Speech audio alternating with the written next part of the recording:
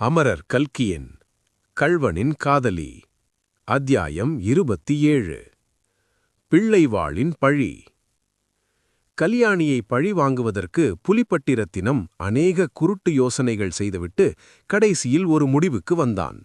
தாமரை ஓடை பண்ணையின் நிலங்களை பலவந்தமாய் தன் வசப்படுத்திக் கொண்டு விடுவதென்றும், கல்யாணியை கோர்ட்டுக்கு படியாகவோ தன்னுடன் ராஜி பேச வரும்படியாகவோ செய்துவிடுவதென்றும் தீர்மானித்தான். பண்ணையின் நிலங்களெல்லாம் அந்த வருஷம் நன்றாய் விளைந்திருந்தன. அறுவடையாகவில்லை. ஆனால் நெல் எல்லாம் இன்னும் களத்திலேயே கிடந்தது. களத்திலிருந்தபடியே நெல்லை விற்றுவிடுவதா அல்லது எடுத்துக்கொண்டு போய் சேர்க்கட்டி வைத்திருப்பதா என்பதைப் பற்றி கல்யாணி யோசனை செய்து கொண்டிருந்தாள். நெல்லை போட்டுவிடும்படியாக நெல் வியாபாரி ஒருவன் வந்து அடிக்கடி கேட்டுக்கொண்டிருந்தான். பண்ணையின் காரியஸ்தருக்கு இது பிடிக்கவில்லை. நம்முடைய பண்ணையில் எப்போதும் ஆனி மாதத்திலேதான் நெல்லு போடுகிற வழக்கம் என்று அவர் சொன்னார்.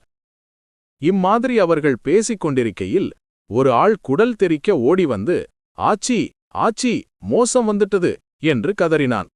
என்னவென்று கேட்கவும், புலிப்பட்டி ஆட்கள் வந்து களத்தில் இருக்கும் நெல்லை அள்ளறானுங்க. 20-30 வண்டி வந்து கிடக்கு. தடியும் கையுமாய் 100 ஆட்கள் வந்து நிற்கிறானுங்க. எல்லாரும் நன்னா புட்டி போட்டுட்டு வந்திருக்கானுங்க. கிட்ட வந்தால் மண்டையை உடைச்சிடுவேன் என்கிறானுங்க. பாருங்க, அங்கே புடிச்ச ஓட்டம் இங்கே வந்துதான் நின்னேனுங்க என்றான். அதை கேட்ட காரியஸ்தர் முதலியார் ஐயோ என்று அப்படியே உட்கார்ந்து போய்விட்டார். அவர் சாது மனுஷர். பண்ணையாரின் காலத்தில் இம்மாதிரி சங்கடம் ஒன்றும் நேர்ந்தது கிடையாது. ஆகவே இந்த நிலைமையை எப்படி சமாளிக்கப் போகிறோம் என்று அவர் ஏங்கிப் போனார். நெல் வியாபாரி இதுதான் சமயம் என்று, அப்பவே நெல்லை போட்டிடுங்க என்று அடிச்சுண்டேனே, கேட்டேன்களா? இப்படி ஒரு பேச்சு காதில் படக்கொண்டுதானே அவ்வளவு தூரம் வற்புறுத்தினேன் என்று சரடுவிட்டான். கல்யாணி சற்று நேரம் யோசனையில் ஆழ்ந்திருந்தாள். சட்டென்று அவளுடைய முகத்தில் பிரகாசம் ஏற்பட்டது. முதலியார், கிளம்புங்கள், களத்துக்குப் போகலாம் என்றாள். முதலியார் திகைத்துப் போனார். ஆச்சி, என்ன சொல்றீங்க? ஆமாம், களத்துக்கு நானே வருகிறேன், வாருங்கள் போகலாம் என்று சொல்லி அவளே முதலில் கிளம்பினாள். உள்ளே இருந்த அத்தையின் காதில் இது விழுந்தது. அவள் ஓடி வந்து, கல்யாணி கல்யாணி, நான் சொல்கிறேன், நீ போகாதே என்று குறுக்கே மறித்தாள். கல்யாணி அதை பொருட்படுத்தாமல் அத்தையை லேசாக வழியை விட்டு நகர்த்திவிட்டு விரைந்து நடந்தாள். அப்போது காரியஸ்த முதலியாருக்கும் ரோசம் பிறந்து, அடே ஓடு, நம்ம ஆளையெல்லாம் தடியுங்கையுமாய் களத்துக்கு வரச் சொல்லு என்று கூறினார். அதற்கு கல்யாணி, முதலியார், ஆளும் வேண்டாம் தடியும் வேண்டாம், நீங்கள் மட்டும் என் பின்னோடே வாருங்கள் போதும் என்றாள். தூரத்தில் கல்யாணியை கண்டதும் நெல்லள்ளியவர்கள், தடியும் கையுமாய் நின்றவர்கள், வண்டிக்காரர்கள் எல்லாருக்கும் ஆச்சரியமாய்ப் போயிற்று. அந்த பக்கங்களில் சாதாரணமாய் பண்ணை வீட்டு ஸ்திரீகள் வயல்வெளிகளுக்கு வருவது கிடையாது. அதுவும் இம்மாதிரி சந்தர்ப்பத்தில் கல்யாணி ஆள்படை ஒன்றுமில்லாமல் வருவதை பார்த்ததும் அவர்கள் எல்லோருக்குமே காரணம் சொல்ல முடியாத திகில் உண்டாய்விட்டது. எல்லாரும் அப்படியே நின்று கல்யாணி வரும் திக்கையே பார்த்து கொண்டிருந்தார்கள்.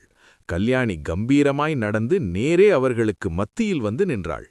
அடே, நீங்களெல்லாம் யார் என்று கேட்டாள். கொஞ்ச நேரம் பதில் ஒன்றும் வரவில்லை. அவர்களில் பெரும் குடிகாரனும் வாயாடியுமான ஒருவன், நாங்களெல்லாம் மனுஷங்க என்றான். நீங்கள் எந்த பண்ணை ஆட்கள் என்று கல்யாணி கேட்டாள். புலிப்பட்டி ஆட்களுங்க. சரி, இது எந்த பண்ணைக்களம்? தாமரையோடை பண்ணைக்களம்.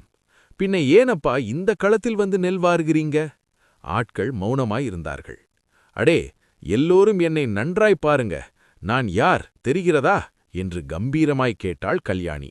அப்போது அந்த பெருங்குடிகாரன், அம்மா, நீ மாரியம்மனாச்சே, எனக்கு தெரியாமே போச்சே.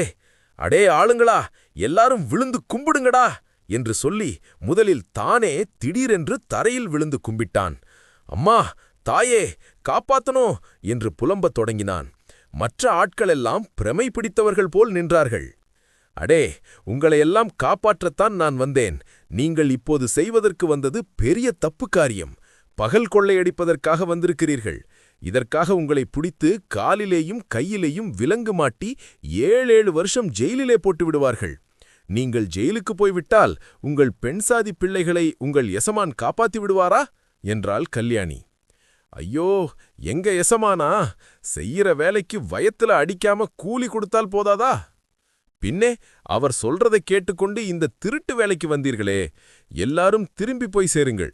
சாயங்காலம் உங்கள் வீட்டு பெண் பிள்ளைகளை வரச் சொல்லுங்கள், தலைக்கு பதக்கு நெல் கொடுத்தனுப்பச் சொல்கிறேன். ஏன் நிற்கிறீர்கள், போங்கள் என்றாள். ஆமாண்டா, போகலாம், வாங்கடா, நமக்கென்னத்துக்கடா தண்டா என்றான் ஒருவன். முதலில் 10 பேர் கிளம்பினார்கள். அவர்கள் பின்னால் இன்னும் சிலர் போனார்கள். பிறகு பாக்கியுள்ளவர்களும் நமக்கு மாத்திரம் என்னடா என்று சொல்லிக்கொண்டு கிளம்பிச் சென்றார்கள். பிறகு கல்யாணி வண்டிக்காரர்களை அழைத்து பேசினாள். அதன் பயனாக எல்லா வண்டிக்காரர்களும் நெல் மூட்டைகளுடன் தாமரை ஓடை வீதிக்குச் சென்று அங்கே பண்ணையில் சேர்க்கட்டும் முற்றத்தில் நெல்லை போட்டுவிட்டு வண்டிச் சத்தத்தை வாங்கிக் கொண்டு போய்ச் சேர்ந்தார்கள். இந்த விவரமெல்லாம் புலிப்பட்டி ரத்தினத்தின் காதுக்கு எட்டியபோது அவன் அவமானத்தினால் குன்றிப்போனான். அவ்வளவுக்கு அவனுடைய குரோதமும் அதிகமாயிற்று.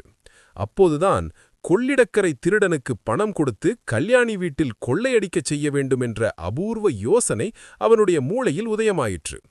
அடுத்த அத்தியாயத்தில் சந்திப்போம்.